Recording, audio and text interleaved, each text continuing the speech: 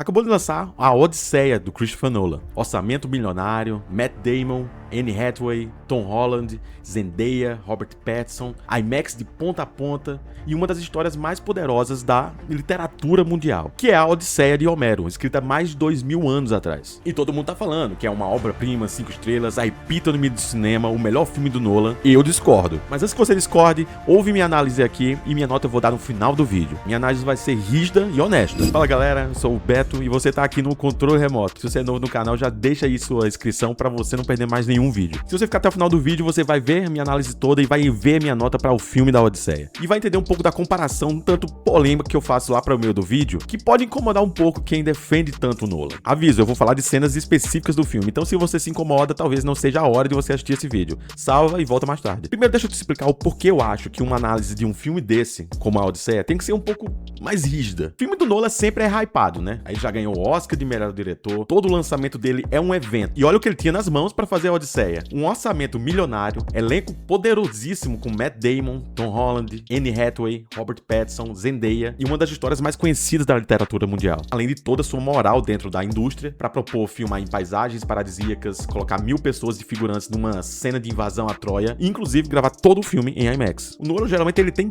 tudo que ele quer para fazer os filmes dele. Então eu vejo que um filme como esse, blockbuster do Christopher Nolan, que tem todos esses atributos e recursos disponíveis, quando for para a gente avaliar e falar sobre o que a gente acha sobre o filme, a gente tem que apertar um pouquinho o cinto. E creio que essa minha análise aqui vai seguir um pouco essa diretriz. Talvez baseado numa expectativa que eu mesmo criei pro filme e que talvez não seja certo. Talvez o certo de tratar esse filme deva ser só pelo que ele é em si, né? Que é um blockbuster do Nolan. Mas mesmo assim, eu argumento que minha expectativa tem um fundamento. E eu vou te explicar com o primeiro ponto. O primeiro filme do Nolan chama-se Following, Seguinte em português. E nesse filme, que é de 99, acho que 2000, ele teve $6 mil de orçamento. Com $6 mil, o cara fez um filme neo-noir de suspense psicológico que até hoje é usado como referência de cinema de baixo orçamento com autoridade. Esse mesmo cara, o Christopher Nolan, volta agora para fazer a Odisseia, 25 anos depois, com um orçamento de, se eu não me engano, $250 milhões. Novamente, com o elenco que ele teve a dispor, filmagens em IMAX, locações no Mediterrâneo, e com tudo isso que ele teve a dispor, eu não consigo dizer que ele aproveitou todo esse potencial para o filme Odisseia. Quem sou eu para falar do Christopher Nolan, né? Não sei de nada, mas eu tive essa impressão, ficou esse sentimento para mim depois de assistir o filme. Talvez nem seja justo fazer essa comparação, né? Mas eu tô usando ela como elemento para você entender de onde vem essa minha expectativa. É que o Nolan já conseguiu mostrar que faz filmaços com $6 mil, cara. E não é que o Odisseia seja ruim, é longe disso. Só que, pra mim, Following de 99, com $6 mil de orçamento, é um filme melhor que a Odisseia. Desculpa. Vamos falar do filme em si. E antes de tudo, o filme é bom, gente. Não me entendam errado. O filme é muito bom. Tem muita cena boa, é bonito de assistir, a produção é impecável. Vou te falar dos elogios com detalhes daqui a pouco. Mas, o filme pra mim tem esse quê de quase lá, como eu já disse. Tem muita cena que o filme parece que essa cena nunca chega lá, sabe? Parece que falta alguma coisa nessa cena. Parece que muita coisa ainda podia acontecer nela. Podia ser mais do que foi. Nesse tipo de cena que eu tô falando, ficou a impressão pra mim muito forte que sempre faltava um ápice. Exemplos de cenas desse tipo pra mim, a cena do Ciclope, a cena contra os Cavaleiros Gigantes e a cena do Odisseu lutando no final contra os outros guerreiros. Todas essas cenas, pra mim, foram boas, foram massa, mas, tipo, parecia que podia ter sido mais, entendeu? Eu não sei se a Odisseia tem alguma cena que vai ficar passando, vai ficar sendo relembrada daqui a alguns anos, entendeu? É como se o filme toda vez fosse chegar no topo e parasse um degrau antes. Você também teve essa impressão com alguma cena da Odisseia? Deixa aí no campo dos comentários já. Mas vamos continuando. Agora acho que vem o meu ponto, que é talvez o mais duro para essa análise da Odisseia. Em partes do filme eu não conseguia distinguir, não conseguia entender o que poderia estar sendo nessa cena, nessa parte do filme, algo que vinha diretamente da mente criativa do Nolan, que tinha o tato dele direto. Sabe aquilo de você assistir um filme e dizer, olha, isso foi sacada do diretor, isso foi sacada do Nolan, isso foi sacada do Hitchcock, isso foi sacada do Scorsese. Teve momentos sim que eu consegui perceber a influência do Nolan diretamente, mas foi exceção. A maioria dos momentos eu não conseguia sentir isso, eu não conseguia ver assistindo isso. Parece que o Nolan se prendeu muito na muleta em 3 pilares pra mim. O primeiro é a dimensão e grandiosidade proporcionada pelo orçamento milionário. Você vai fazer uma cena de invasão em Troia, você tem a moral e o dinheiro pra contratar 1000 pessoas pra servirem de figurantes como soldado, mano.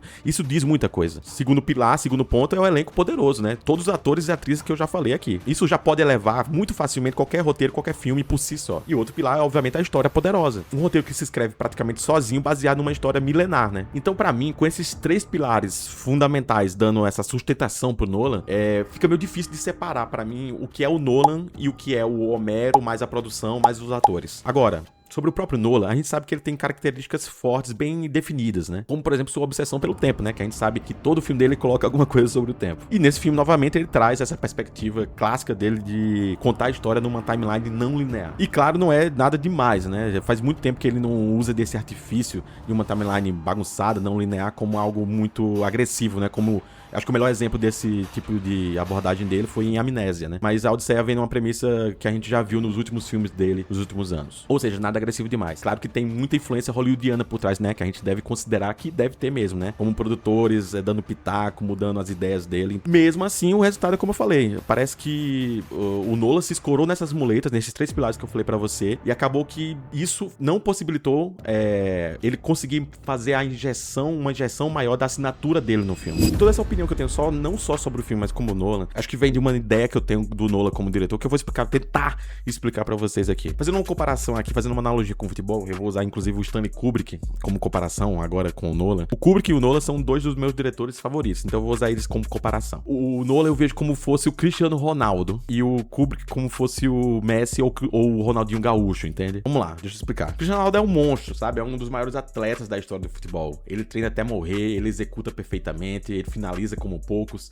ele é físico, técnico, competitivo, obsessivo, ele é excelência pura. O Messi e o Ronaldinho Gaúcho tem algo diferente, né? Tem algo que a gente não consegue ensinar. Tem profundidade artística. O Messi e o Ronaldinho Gaúcho resolviam uma situação sem ninguém entender como, né? Ele carrega a alma, entende? E é isso, eu vejo o Nolan como um monstro técnico, entendeu? Como o Cristiano do cinema. Ele monta um relógio suíço, ele calcula orçamento em IMAX, timeline, som, estrutura de roteiro, tudo. É excelência técnica pura. E o Kubrick é mais Messi, o Ronaldinho Gaúcho. Tem profundidade filosófica que nem sempre a gente entende, tudo bem. Mas cada filme que o Kubrick fez é uma pintura. O Kubrick te deixava dias pensando no que você viu. E pra resumir, o que eu penso é isso. Talvez o Nolan não tenha a profundidade que outros diretores, como o Kubrick, teve. E o filme A Odisseia, pra mim, é um exemplo clássico disso. O Kubrick fez 2001, Uma Odisseia no Espaço. E aquele filme marca o cinema por razões artísticas, criativas, filosóficas. Você assiste o filme e sai diferente. E o Nolan, que fez A Odisseia, pra mim, se marca por IMAX, por orçamento gigantesco, por elenco. É diferente, entendeu? E isso é ruim? Não, ninguém precisa ser um Tarantino, um Scorsese, um Kubrick, um Hitchcock. Se marcar pelo aspecto técnico também é legal. E o Nolan é um diretor muito foda. Mas como eu disse, faltou pra mim, sabe? Faltou algo a mais. Pra mim, em A Odisseia, quem dá a alma pro filme não é o Nolan,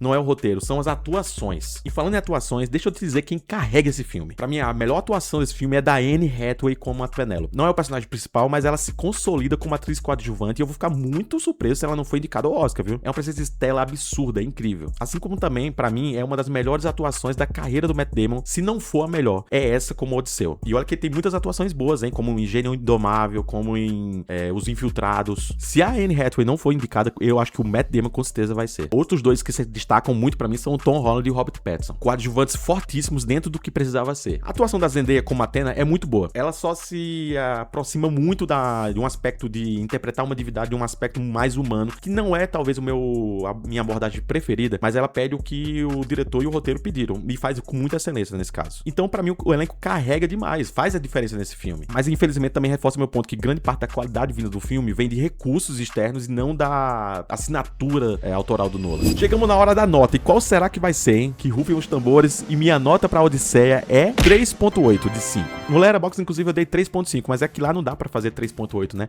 Mas eu acho que é um filme 3.8. Que é uma nota boa, né? O filme é bom, gente. E por que eu não consigo lançar nem 4 estrelas pra esse filme? Porque, novamente, com orçamento, com elenco, com a história que ele tinha, com a IMAX à disposição, o filme, pra mim, deveria ter sido mais. Esse filme não é melhor que outros filmes do Nolan, pra mim, como eu já disse, Following, mas também não é melhor pra mim que Interstellar, pra mim não é melhor que Dark Knight. Vale a pena assistir? Com certeza. Especialmente se você puder assistir em IMAX, né? Que não vai ser no Brasil, mas é um filme visualmente muito lindo. É uma experiência pra você assistir no cinema, isso eu garanto. Só não é um filme 5 estrelas, só não é um filme perfeito. É um blockbuster bom do Nolan, que não é um epítome do cinema pra mim. E como eu já também disse, não precisa ser. E aí, chegamos ao final do vídeo. Queria agradecer muito você por ter assistido até aqui. E aí, concorda comigo? Discorda? Acho que eu tô sendo muito injusto, muito pesado com o Nolan na minha avaliação? Deixa no campo dos comentários. Eu quero saber o que você pensa sobre o filme da Odisseia. E vamos lá, vamos falar sobre. E responda também nos comentários qual é o seu filme favorito do Nolan. Ainda esse mês eu quero fazer um outro vídeo que é ranqueando todos os filmes do Nolan, incluindo a Odisseia. Então já se inscreve no canal pra você não perder esse próximo vídeo e os outros que eu vou lançar, que vão ser muito interessantes. Tem Homem-Aranha também esse mês, hein? Aqui é o Beto, esse é o Controle Remoto e até o próximo vídeo.